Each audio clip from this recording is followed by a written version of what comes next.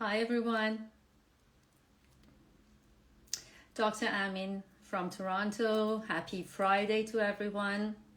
We're going live today with our expert talking about pelvic health in women, which is a very, very great topic. I think everyone, if you have any questions, do not hesitate to drop it in the comment box or the question bubble. And we try to answer some of those questions. This is such an important topic, I think, very important conversation, not for women only in perimenopause or postmenopause, but at all stages of life. So, first of all, let me know if you hear me and you have my voice. And let me know where in the world you are this afternoon or tonight. Okay, Kim is here. I'm going to invite Kim. I am going to invite.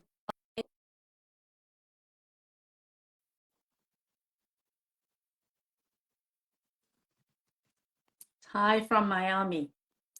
Nice. Hello, hello. Hello. Hi. Lovely to have you Thank you here. for having me. Nice Great. to be here. And you. Great. So, Kim, we're going to talk about a very important topic today. But before we start and dive into some questions, tell us a little bit about your own story. And you used to be a fitness coach, and just what led you down this path to become a hmm vagina coach? hmm It's a question that everybody wants to know. It's like, how did you Yes. become? Yeah, thank you for having me. So my story kind of started way back when I was a child, and I saw a childbirth video, not really a child, but in grade school, and I saw a childbirth video as part of our sexual health education, and that was a little bit scary to me. And I sort of had this little mental note that I said, okay, I'm really not interested in that. But I came home and looked at the women in my life, my mom, my aunts, my grandma, and said, well, they've all given birth. They're all still doing all the things that they want to do. And so I guess it's not that bad. So I had this sort of fear fascination with childbirth. And as I was growing up and watching my mom, she eventually stopped running. And when I asked her why, she complained of back pain, she complained that her tummy wouldn't flatten, and she would always associate it with childbirth. And so that was another sort of, okay, I'm not gonna do this. Then she eventually had surgery for incontinence. She had a hysterectomy for heavy bleeding.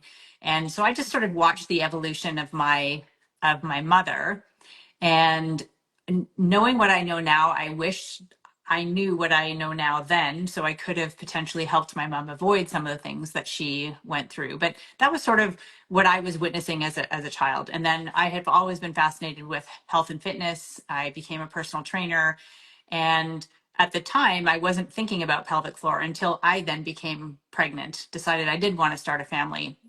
And all of a sudden, the pelvic floor I was learning about it, and I learned that this is a group of muscles. And I think, well, I'm a personal trainer. I've learned about all the other muscles in the body and how to train them and how we help optimize function. Why are we not looking at this other group of muscles called the pelvic floor and applying similar principles? So that's really sort of what brought me to where I am now. There was different iterations of my business along the way. I had an e-commerce store.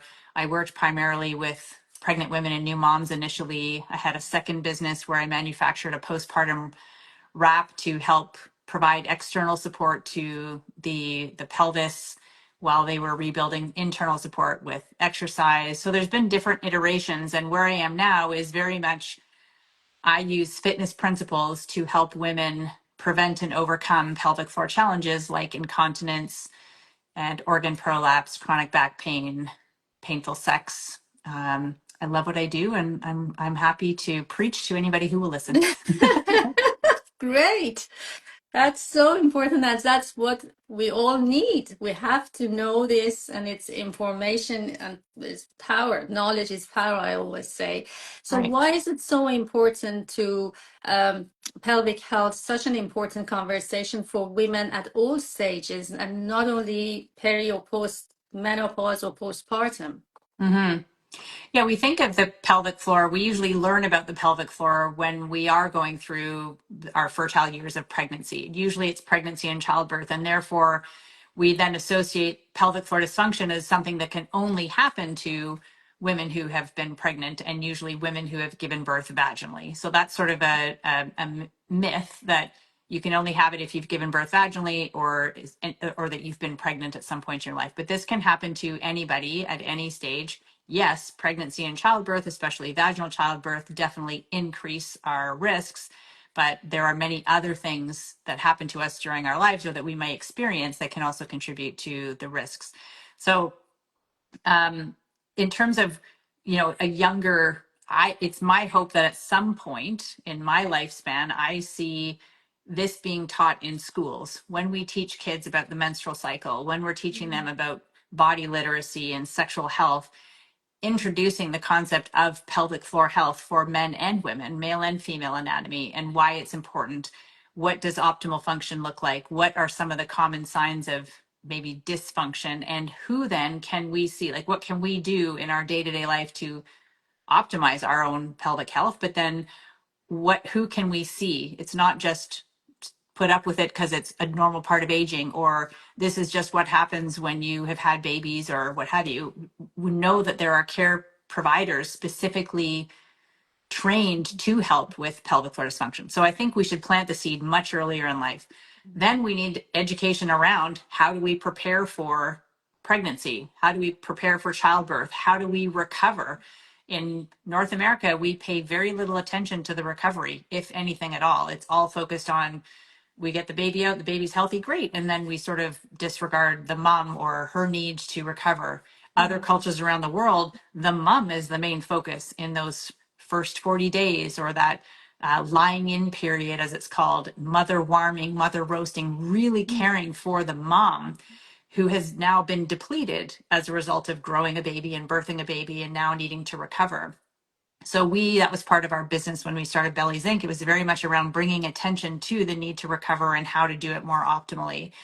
Then also sort of these phases of life that we go through, even if you've never been pregnant, there's this next phase, perimenopause and menopause, and understanding how we think of the hormones. Yes, that's a big part of it, but we're just naturally getting older. We naturally face muscle loss. We naturally face bone loss, collagen loss, hyaluronic acid loss.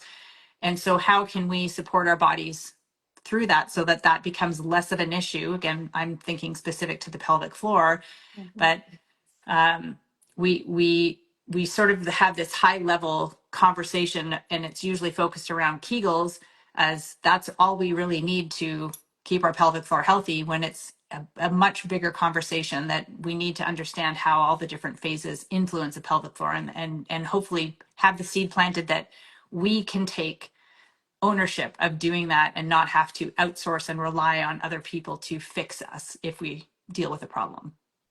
Yeah, that's great. I see, I mean, everyday patients who have problems with leaking or urine incontinence, with sneezing, with laughing or exercising, and they think this is very normal. But is it normal?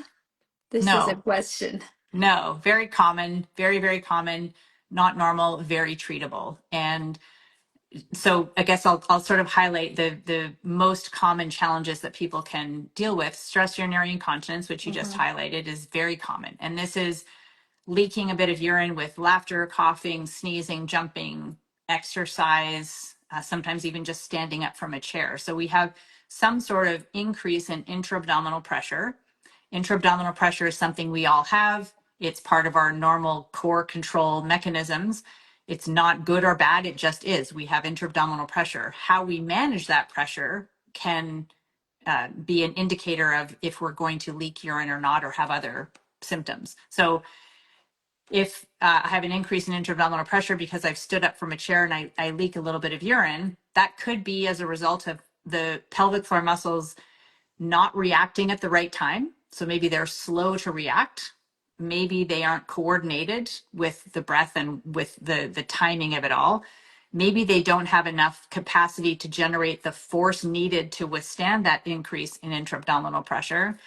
Maybe it's scar tissue that's preventing one part of the muscle from contracting in balance with the other side. Maybe it's tightness in the muscles. So tight muscles aren't going to be able to react at the right time with the right amount of force. They can't generate as much power. They also don't have a lot of blood flow and circulation. And so often that's actually a big contributor to a lot of pelvic floor dysfunction is excess tension. And we think, well, if I'm leaking, how could I have too much tension? Don't I want more tension so that I don't leak? So it can be a little bit of a mind shift for people, but muscles that are at their optimal resting length have a bigger range of motion. They have better blood flow circulation. They can develop more power. They aren't fatigued and sore and overworked. So releasing tension is a really big part of overcoming and even preventing a lot of pelvic floor challenges. So that's kind of the stress urinary incontinence bucket.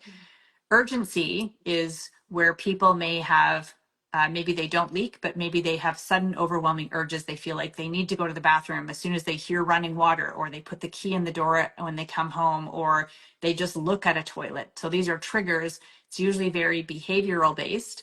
However, it can also be tension related. So if we have excess tension, those tight muscles are nestled very close to the bladder and they can irritate the bladder and make you feel like you need to go more often. They could also, tight muscles prevent you from pooping well. And if we're not evacuating our bowels well, that also applies excess pressure to the bladder and makes you feel like you need to go more often and more urgently. Urge incontinence could be we have urgency plus we leak and maybe even have a full release of our bladder. Anal incontinence would be the leaking of gas or stool, which is less common, but is much more life altering. Same principles apply. It can be excess tension, it can be scar tissue, it can be nerve damage, it could be poor control and timing within the pelvic floor. Then we have the prolapse bucket, and prolapse is where the bladder, the uterus, or the rectum start to shift out of their optimal anatomical position. They might bulge into or descend into the vagina.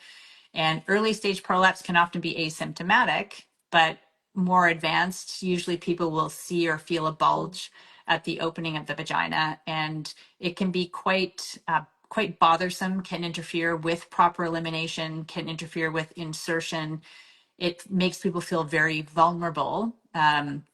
Again, tension makes us more symptomatic and can contribute to the muscles, again, not being able to provide the support for the organs that we need. And then final bucket, I would say, would be pelvic pain. And pain could be painful tissues, so dry, irritated tissues that maybe have lost their estrogen or don't have enough collagen, not enough blood flow, circulation. Pain could be tight muscles. Pain could be maybe prolapse, so the bulges might be in the way. So if something is being inserted, there's discomfort there. Pain can be in and around the vulva, pain in the tailbone, pain in the pubic joint. There's all sorts of different manifestations of pain. And again, a very common thread through all of these, as you've heard, is tension, pelvic floor muscle tension. Yes, we kept hearing tension. Mm-hmm. So we're now focusing on women and women going through phases. Some women go through pregnancy and then delivery maybe. So what role does pregnancy and then delivery play in pelvic dysfunction? Mm-hmm. So we think of the act, the act of birthing a child. There is obviously a lot of tissue disruption that happens as babe is making its way into the birth canal, into the vagina, out into the world. Very commonly, people will experience some sort of tearing within the perineum. Potentially, that's more superficial, but deeper tearing. It's a term called OASIS, obstetric anal sphincter injury or injuries. And this is where it's third and fourth degree tears that go much deeper and can go and influence the sphincters. So they're much more much more severe or can create more dysfunction. So we think of that. However, with a cesarean birth, there is also an incision with multiple incisions, multiple layers down to be able to access the uterus, open up the uterus, take babe out, multiple layers of adhesions as we sew all the different layers back up. So while there may not be the tissue disruption to the vagina, to the pelvic floor in particular, the deep core system of which the deep abdominals and all that fascia and connective tissue is very much a part of is all now disrupted. Pelvic pain and tension is actually very common after cesarean or even any other type of abdominal surgery. But we also need to consider the hormonal changes that happen, the postural adaptations that happen over that 9-month period while babe is growing within us. And the kind of classic posture is as the belly is growing out in front of us and our center of gravity, even if as our breasts get bigger, our center of gravity starts to shift. And our sort of unconscious adaptation is to lean back and we almost press the pelvis forward, kind of trying to leverage the pelvis almost like a bit of a shelf to hold that growing weight of the baby. And so when we are in this posterior tilt with our pelvis pushed forward, we get a lot of tension and shortening in the back part of the pelvic floor. We get shortening within the hamstrings. Obviously, the muscles within the abdominal wall are stretching. There's a band of connective tissue in between our two six-pack muscles. So we think of actually I have a diagram right here. We think of these are our six-pack muscles. So this is the pubic joint here and the sternum right here where they attach. This connective tissue in between them is called the linea alba. And when we are pregnant, but this can happen without being pregnant, it can happen to men, it could happen to babies. When the connective tissue is experiencing pressure that's not managed well, there can be a move away of the rectus muscles from this midline. So they're never fused together. There's always a gap there. When that gap starts to increase and when that connective tissue is more lax, not able to generate tension, then we might experience core control symptoms, back pain, incontinence, prolapse, pelvic girdle pain. And the way that we increase tension within that linea alba and that connective tissue is actually through the pelvic floor. So when we can do a proper activation of the pelvic floor, that can help generate tension and co-contract the deep abdominals. And that sort of relationship can become hindered if we aren't paying any attention to our posture and we're allowing the belly to shift out in front even more. We're leaning backwards, we're shortening and tightening the back part of the pelvic floor. So it's just extra layers of consideration for all of the adaptations that happen as a result of just the pregnancy itself, never mind the actual birth. Wow. So much work to do then. Yeah, Even we during deserve. pregnancy. What's that? Sorry. Even during pregnancy, I think one has to Yes, be very proactive and work on all these 1,000%. changes. Yes. 1,000%. And we just simply are not taught. We really are not taught Mhm. enough about our bodies and about the changes that happen as a result of the menstrual cycle, that happen as a result of pregnancy, childbirth, perimenopause, postmenopause, constipation, dehydration. We need this information much earlier in life, ideally. So it's my hope that most of the women in my community are in their 60s, 70s, 80s. And that goes to show that it's never too late because people are making remarkable changes, even though they've been suffering for years and years. However, it's also a whole generations, multiple generations who can now influence their daughters, their granddaughters, their sisters, all the other women in their life, because we can't, as it stands now, rely on just our doctor to tell us this all, to fix all the problems that happen. We need to advocate for ourselves. And to do that, we deserve more information. But even if we're getting it later in life, it's our also, I think, responsibility to pass this information along to our care providers and to other people in our life so that people are more informed and can do the work as you were mentioning. Yeah, 100% agree. And again, after delivery and postpartum, there comes perimenopause and menopause. So how does that impact pelvic health? All Hmm. these hormonal shifts and changes. Yeah, and now it seems more and more people are becoming mothers later in life. So often that Yes. the postpartum phase and perimenopause are often happening at the same time. So when we talk about hormonal chaos, there's a lot of Yes. chaos happening there. So excuse me, in perimenopause, we are often not ovulating as much. We're not producing our progesterone as regularly. We might start to have higher, like the ratio between estrogen and progesterone might be off. People are Mhm. often to hear the term estrogen dominance. But we have estrogen receptors all throughout our body, and we benefit from progesterone, we benefit from estrogen, we benefit from testosterone, all the hormones. However, when it's in a bit of flux, especially if it's also overlapping with a postpartum recovery, can become quite depleted. So even if somebody has never given birth in that perimenopause phase, there often still have been postural adaptations from maybe a sedentary lifestyle or a lot of sitting. Maybe that person has had a heavy lifting job and has never been educated about proper lifting, specifically bringing in the pelvic floor.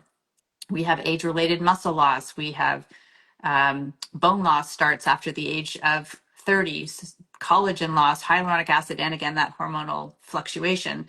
So it's a bit of a tumultuous time. Thyroid also becomes impacted. A lot of women then start to deal with things like constipation. And Mhm. constipation is, as I said earlier, tight muscles can contribute to constipation, but constipation can also contribute to urinary incontinence, urinary frequency, pelvic organ prolapse. So understanding why somebody has constipation, and again, it shows up very commonly around that time. If a lot of people say, I haven't changed anything, I've been regular all my life, but all of a sudden I'm dealing with this issue, and a lot of it is thyroid and hormone related. So working with a practitioner who can help you get to the root cause of what is it pelvic floor tightness that's happening, or is it gut health related or dysbiosis related or transit time related? Um, and working to support the body to reduce inflammation. It's also a highly inflammatory Mhm. phase, and inflammation doesn't just come in and affect one part of the body. It's kind of system wide, and inflammation within the pelvic floor can manifest with increased urinary urgency and frequency, and incontinence, and difficulty with uh, contracting and relaxing as well. So it's a transition time. If we had information earlier on, I think it would be less of a chaotic time because people would understand what's happening, why it's happening, and how they could best support that. Right now, we're all of a sudden in it and we're thinking, what the heck is happening? And we don't quite know who to ask or who to talk to about it.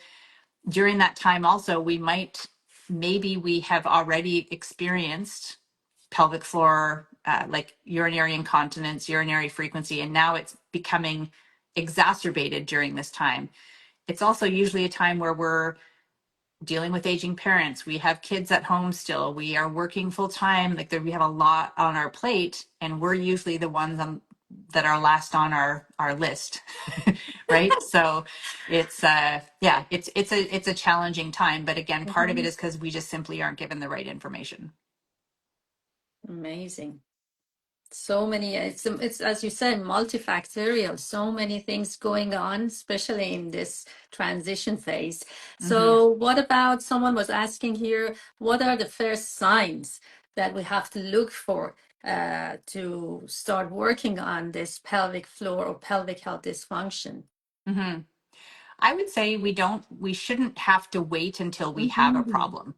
Ideally, like, we all have a pelvic floor, and I always equate the pelvic floor with our mouth, and that there's a deeper conversation there in terms of vocal cords and what have you, and tension in the jaw. But what I mean is, we have been told from a very young age the importance of brushing our teeth, of oral health. Brush, floss, see your dentist once or twice a year.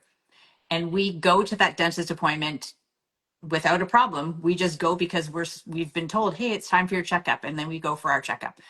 And if we had that same PR for the pelvic floor, where we are told the importance of brushing and flossing, meaning pelvic floor muscle training, and that you see your pelvic floor physical therapist once a year for a checkup, I think it would change the world. So you don't need to wait until you have a problem. You have a pelvic floor, find a pelvic floor physical therapist in your area and go for an annual checkup and just say, I'm here for a checkup. I want to understand the status of my pelvic floor. Do I have more laxity? Do I have more tension? Is it imbalanced? Do I have any organs shifting out of position? Can I do a proper pelvic floor activation? Can I relax my muscles? Do you see any skin changes externally that could indicate a problem like an autoimmune condition or vaginal dryness? Do you see any changes to the structures of my vulva or around my clitoris? Post-menopause, there's a whole category of signs and symptoms called genitourinary syndrome of menopause, or GSM. It used to be called vulvovaginal atrophy or even just vaginal atrophy, very much associated with the loss of estrogen, but not solely the loss of estrogen. That's usually kind of the straw that breaks the camel's back. But a pelvic floor physical therapist can screen for those changes and either highlight them ahead of time, or maybe it's who we've been dealing with some of these, sex is starting to feel a little bit like sandpaper, or when I insert something, it feels like there's something in the way, or I feel like I can't insert anymore. I can't experience orgasm anymore.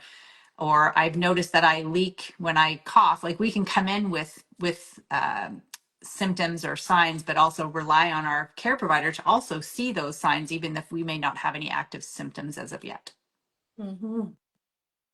So there's much more than just what we used to tell our patients, go and do some Kegels exercises. So Way more. some people are asking about some tips. If you can give some tips if they want to be more proactive and work on their pelvic floor.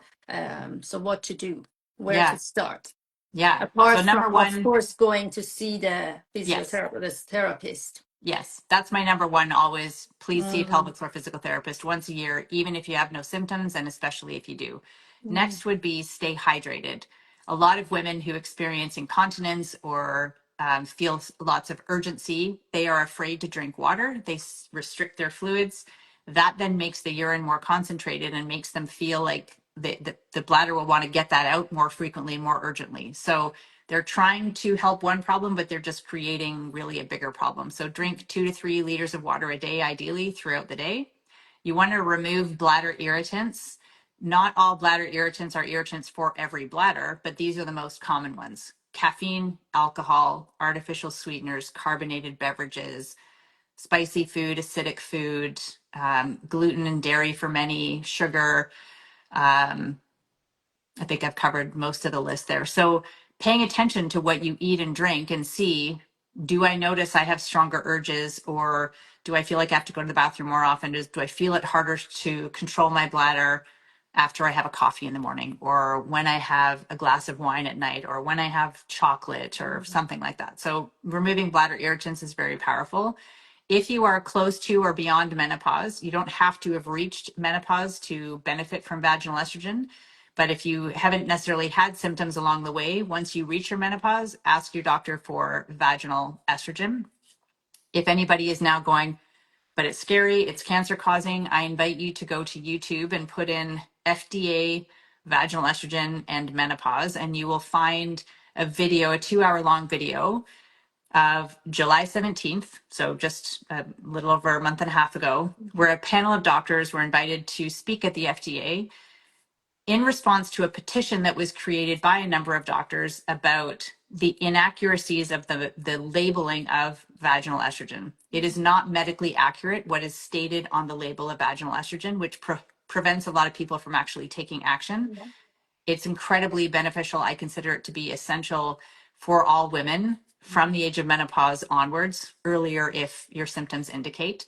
So that would be the next one. Constipation is a major trigger for pelvic floor dysfunction. If you're straining to poop, or if you are not emptying at least once a day with a Bristol stool chart number 4 poop, you have to get your constipation in check. I could give you all the magic exercises in the world, and if you are dehydrated and you're straining to poop, you're not going to make the progress that you're hoping for.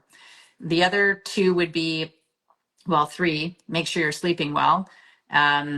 Pay attention to your posture. So aligning your pubic joint and your hip bones should be in the same plane. A lot of people are more posteriorly tilted, sitting more on their tailbone or standing more with their tailbone tucked underneath them. Ideally, we want to nod the pubic joint forward so that the pubic joint and the hip bones are in the same plane. That provides good support for the organs. It allows the muscles to be at their optimal resting length.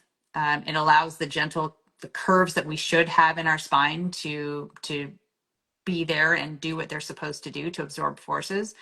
And also another indicator or contributor to our posture is what we have on our feet. So transitioning to minimal footwear is really important as well. So we want to remove the heel. We ideally want to be in a neutral kind of zero drop shoe or zero lift. Many even neutral running shoes have, say, even if it's just half an inch or an inch of padding underneath that we think we need to protect our feet. But that small little increase in our heel will also contribute to shortening of the calves, shortening of the hamstrings, posteriorly tilting the pelvis. And most shoes also bring our toes into a narrower toe box. We benefit from a wider base of support and a shoe that allows our feet to move. And people are also kind of like, well, how's that going to affect my pelvic floor? But a lot of it is postural, and it's also balance, especially as we're aging. We need a good, stable base of support to feel and meet the ground. And that will then allow the pelvic floor also an opportunity to work properly. Wow. So there's so many things that each of us can do Yeah, and I didn't starting even mention today. pelvic floor muscle training. We have to do pelvic floor That's exercise as well. And it's exactly, not yeah. just, If it's we someone's questioning was about I'm well past my menopause in my 80s, and does it worth to do any pelvic floor training? That was the question here. yes, vaginal Is it not estrogen too late?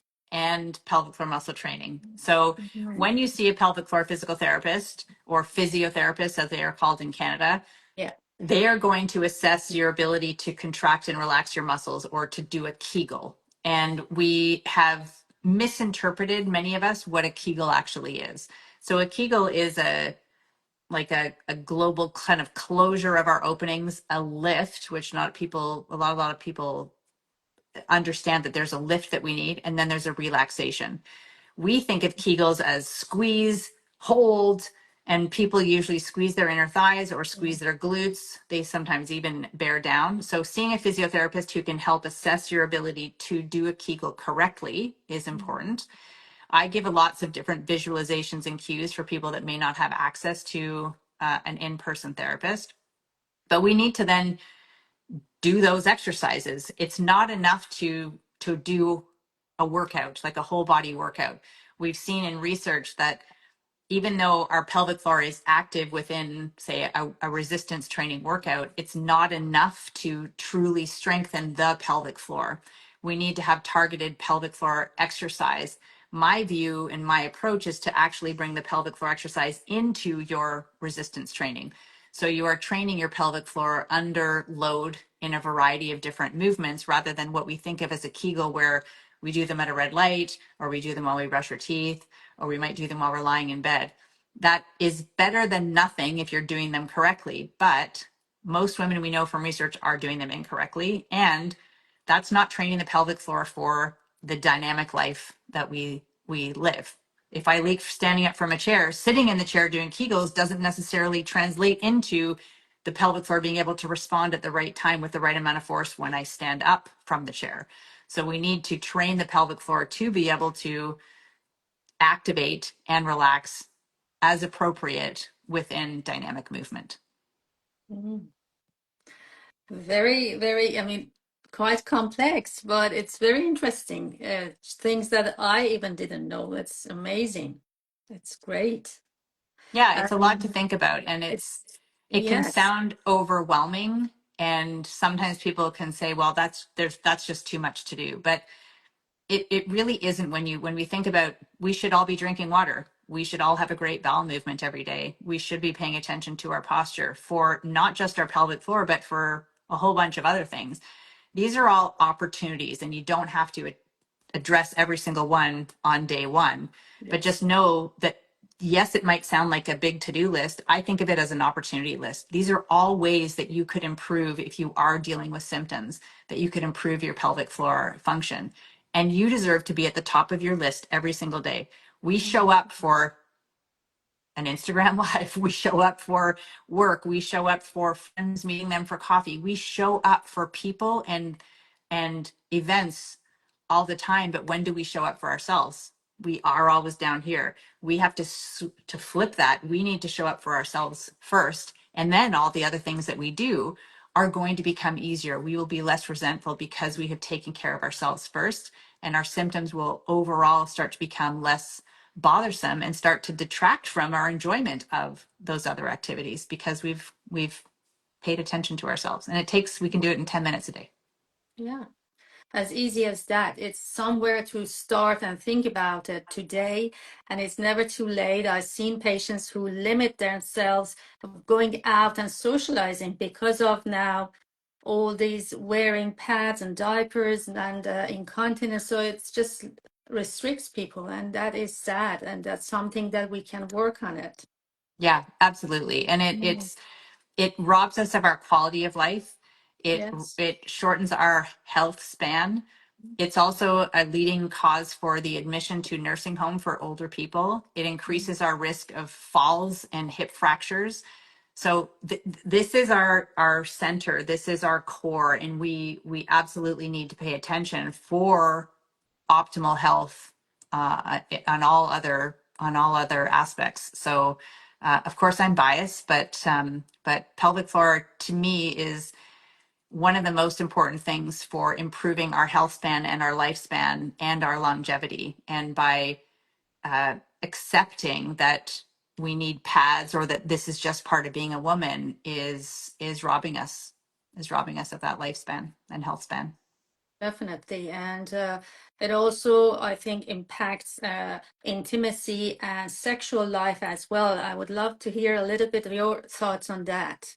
Yeah, 1,000%. So if we Mhm. have fear of leaking during intimacy, if we're afraid our partner's going to smell something, if we are afraid that maybe I'll have an urge to have to go to the bathroom, maybe I'm afraid that my partner might see or feel my prolapse, maybe sex hurts, like insertive sex hurts, then we're not going to be very willing participants. And some people I've heard literally, oh, just have a glass of wine and relax, or it just use extra lubricant. It's not as easy as that. We have to get to the root cause of why. Is it low estrogen? That's a big contributor to the sandpaper sex. Do we need some a different, or do we need a lubricant? Some people aren't using a lubricant. Do we need to see a pelvic floor physical therapist and release the tension? We can have them do some manual therapy to help release the tension. We can also do exercise at home to release the tension if that's part of what's contributing to the discomfort. Is it a prolapse? Could we use a pessary that allows for still ongoing sexual activity? Or there's a exercise technique called hypopressives, which is really helpful for prolapse to help reduce the bulge so that there's less discomfort with insertion. But also know that insertion is actually beneficial for the pelvic floor. Orgasm is great for the pelvic floor. So anything that we can do to increase blood flow, circulation, release tension, and support the tissues. So estrogen, vaginal moisturizer with hyaluronic acid, and a lubricant during sexual activity. And that's with or without a partner. Mhm. Someone was asking about pessaries for prolapses. I do Mhm. use that a lot for patients. Any thoughts on that? Any negative on using pessaries?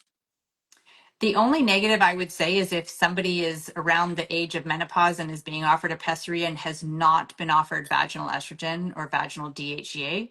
then they may experience some tissue disruption, some erosion, or some abrasions. So as long as your care provider is supporting your tissues, helping you support your tissues as well, I think pessaries are amazing. They really they eliminate, at least reduce, so many bothersome symptoms that then allow people the comfort, the freedom, the ability to do things they thought were off limits, or sometimes exercise for some people feels uncomfortable, if especially if they have a prolapse, or they've been told they shouldn't lift anything over 10 pounds, or they shouldn't jump or run.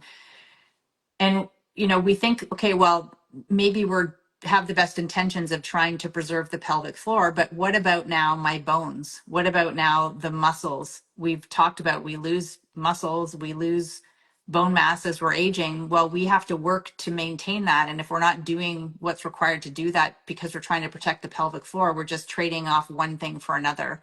I argue what's over here is worse than this pelvic floor dysfunction. So work on the pelvic floor first, the pelvic floor muscle training, the hypopressives, vaginal estrogen, all the things we talked about. And if we want additional support, wearing a pessary, some people only wear pessaries during exercise. Some people wear them all day, every day.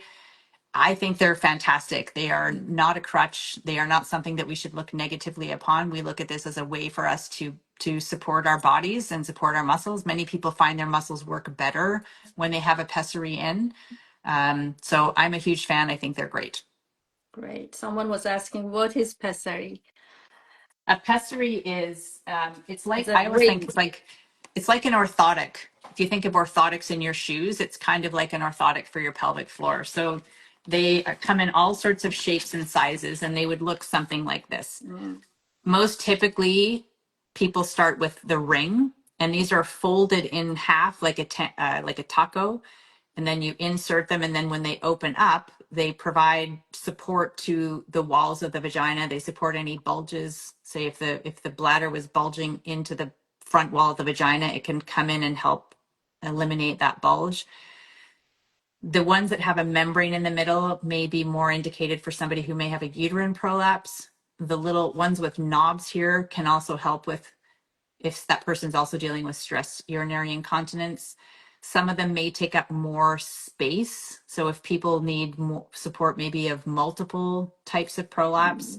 There's also another one shaped like a cube. Here we go. So the cube pessary here, there's a single cube and a double cube. This can be, again, space occupying. This one I find more helpful for people that might have a posterior wall prolapse and maybe also an anterior wall prolapse. So the challenge with pessaries is they are, yes, they have multiple sizes, but they can't be 100% personalized, and we are all very unique. There are a couple of companies that are innovating in the pessary space. One is out of Montreal. The other is out of Toronto, I believe, Cosm Medical. And they are doing imaging, pelvic imaging, and then 3D printing based on that person's anatomy, which I think is really, really cool. So most people, when you go to the gynecologist or the urogynecologist, studies are looking at like around over 50% will not find the right size and shape on that very first visit. It's very common not to have success, and that's not the person's fault. That's just we all have different anatomy, and the pessaries are all kind of set in a specific size and shape. So it may take a few times. There's a couple of over-the-counter ones that people can try as well. The Poise Impressa, the Aresta, the the Revive bladder support. Those you can buy on Amazon, and you can self-manage on your own. And if you find that they're enough for you, then great. If not, then you may want to pursue the medical grade ones with your physician. Exactly. And I've seen over years too, as you change, your body changes and you lose muscle, maybe you need different sizes. So don't Yes. give up and go and talk to your doctor. Yes, exactly. Such a great point. Yes. What about someone was asking about hysterectomy? Does that affect and impact pelvic health or pelvic floor? Yes. So we know from studies, there was a recent meta-analysis as well, that hysterectomy increases the risks of incontinence and pelvic organ prolapse. And the type of organ prolapse that's most common is a rectocele. So that's where the rectum bulges in the back wall of the vagina, and also the vaginal vault. So when the uterus, the cervix and the uterus are removed, we need to, if somebody is going for a hysterectomy, ask the doctor how they are reattaching the top of the vagina. Even if it's reattached, the person still can experience this, but if it's not reattached appropriately, the walls of the vagina can sort of start to sag and collapse in on one another. So sometimes people will have a hysterectomy because of a uterine prolapse. Mm-hmm. In that case, the risk of further prolapse and incontinence is even greater. So it's really, really important that we look at root cause first. Do we really need that hysterectomy? If we really do need it, we know that the top reasons are heavy bleeding, prolapse, and fibroids. So what have we done to address the heavy bleeding, the fibroids, and the prolapse? Can we get away with not just taking the uterus out? If it's, say, for a cancer, if we absolutely have to take the uterus out, we need to make sure, and even if somebody has a hysterectomy for another reason, we need counsel, train for your surgery, work with your pelvic floor physical therapist, do all the things that we've talked about here to get your pelvic floor in the best shape possible. You undergo the procedure. You also then are preparing for your recovery, very intentionally supporting the pelvic floor muscle tissues, making sure you're pooping without straining, paying attention to your posture, rest, gentle pelvic floor muscle activation and relaxation for blood flow. And then we have to see our pelvic floor physical therapist at 6 weeks. Then we have to retrain the system. Usually it's upwards of about 6 months before the person is back to normal, even though they got a 6-week, you can go back and do whatever you want. I don't think that we are ready at 6 weeks post-operatively or postpartum to go back to what we were doing before, especially if a person has not had any sort of pelvic floor muscle education or awareness or health management. Yes. Um, exactly. I mean, myself experienced multiple pregnancy, twin pregnancies, and all the changes for years took me to get back to my previous pregnancy body Mm-hmm. and all those strength in the muscles. So it takes a long time. It's not Mm-hmm. just 6 weeks or even 6 months. Mm-hmm. Yeah, yeah. And we want it to be, but we have to give ourselves grace. We have to give ourselves time. We have to do the work. And, that's, people don't like to do the work. We want the quick fix, but Exactly. really we don't have quick fixes. We just have lots of things that all work together to help prevent and improve. How long do you leave pessary in for? There are, so the over the counter ones that we talked about, generally they're technically indicated for stress urinary incontinence, but many people with prolapse will use them, and most of them are around a 12-hour period, and most of them are single use. When you are in a medical grade pessary, there are some that are inserted and removed daily. There are others that can be left in for upwards of 3 months. And if somebody doesn't have the capacity to insert and remove on their own, they would visit their care provider every 3 months. The provider would remove, wash it, and reinsert it for them. So it really depends on the type of pessary that you are using and the manufacturer's recommendations for how long it can be worn for. Great information. And one last question. How do you respond to people, to women who feel embarrassed to talk about all this with their care providers, with their loved ones? What is your word to these people that feel Mm-hmm. about the embarrassment and the taboo around this issue? Mm-hmm. Mm-hmm. There is a lot of shame. There is a lot of taboo. I find that is starting to lessen as more and more people are talking about it. Social media has played a role in helping normalize the conversation. More and more people know about pelvic floor physiotherapy, and these are professionals trained specifically in this part of the body. They see pelvic floor dysfunction all day, every day. That is their passion. It is their expertise. So if you feel uncomfortable talking to perhaps a medical doctor or what doesn't matter what other type of care provider you have, know the pelvic floor therapist that is what they deal with every day. Also know that statistically, it's incredibly common. 50% of women who have given birth have some degree of pelvic organ prolapse. 50%. That's crazy. 1 in 2 women. Incontinence wise, is statistically less common. It says around 1 in 3, somewhere between 30 and 40%. I think it's actually a little higher than that because a lot of people just don't even report it because they think it's normal. But I look at this as these are vital signs. The challenge with the medical models that we have here in North America, we have very short visit times with our care providers, and their training is in pharmaceuticals and surgery. Well, not knowing to refer on to a surgeon, I guess I will say.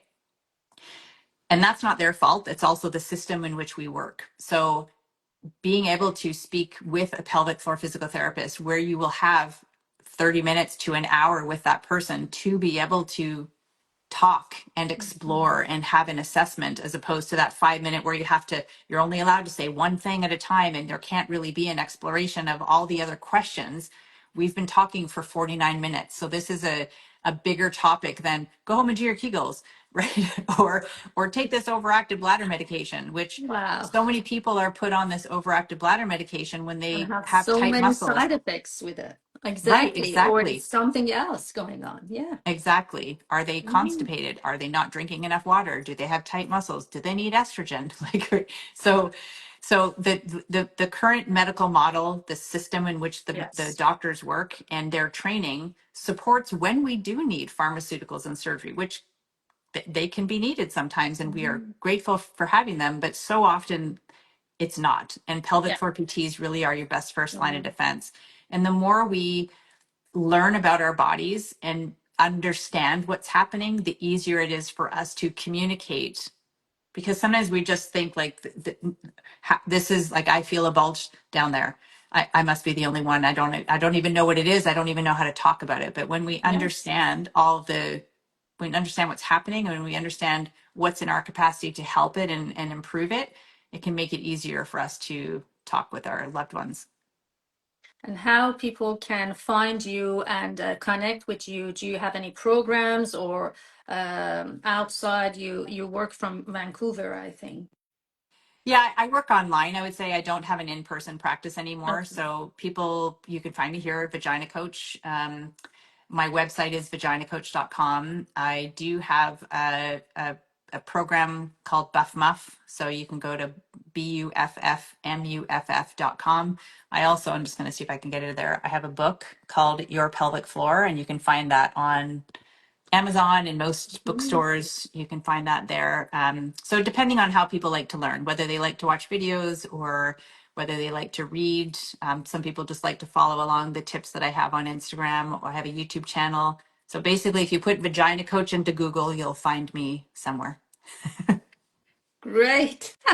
So if someone wants to start today, what is the single exercise you recommend?